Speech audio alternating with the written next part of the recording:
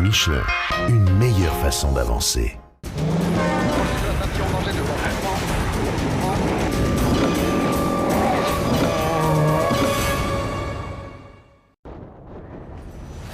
Dessiner le tracé du Dakar est un processus long et difficile. Des mois avant que les concurrents prennent la route, les équipes d'organisation passent des semaines dans les déserts afin de trouver l'itinéraire parfait et d'établir le roadbook. Et pour cette 35e édition, le grand départ a eu lieu au Pérou. La particularité, c'est qu'on va commencer par du très dur. Après avoir remonté le continent vers le nord l'an dernier, cette fois c'est plein sud en direction de la frontière chilienne. Là, vraiment, on se retrouve avec 3-4 étapes de dunes, de vraies dunes d'entrée de jeu. Et donc ça, c'est bien parce que ça risque de créer un événement en fait, dans le rallye et voilà, de créer des écarts dès le départ. Après le Pérou, David Castera, Jean-Pierre Fontenay, le directeur de course, Étienne Lavigne, ont pris la direction de l'Argentine pour la deuxième partie de la reconnaissance.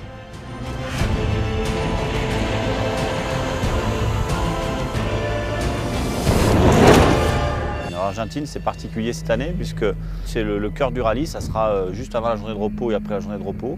Donc là, on a mis l'accent pour essayer de trouver des spéciales plus longues, donc accentuer la difficulté par l'endurance et le kilométrage plutôt que par la difficulté même du parcours. Des pistes rocailleuses, des journées longues et des nuits sûrement courtes, l'Argentine sera exigeante, aussi bien pour les hommes que pour les engins.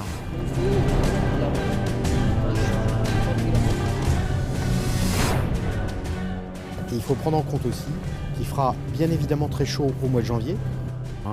Je rappelle que sur côté argentin, on n'a pas l'influence du Pacifique, on est de l'autre côté de la cordillère des Andes, l'océan est très loin, l'Atlantique je parle. Et donc il y a vraiment un effet de chaleur extrêmement intense quand on longe cette cordillère.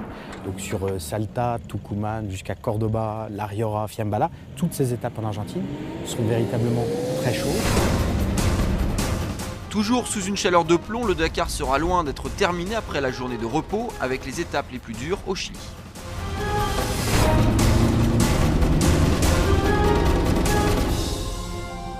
Il y a beaucoup de changements en fait. Moi, ce que j'aime au rallye raid, c'est de passer d'un type de piste à l'autre. Et donc on passe par les dunes, par des pistes hyper rapides au milieu.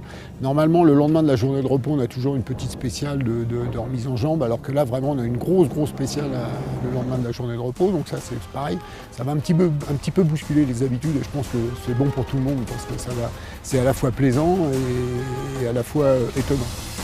Rien ne sera joué avant la fin, atteindre Santiago cette année sera incroyablement difficile.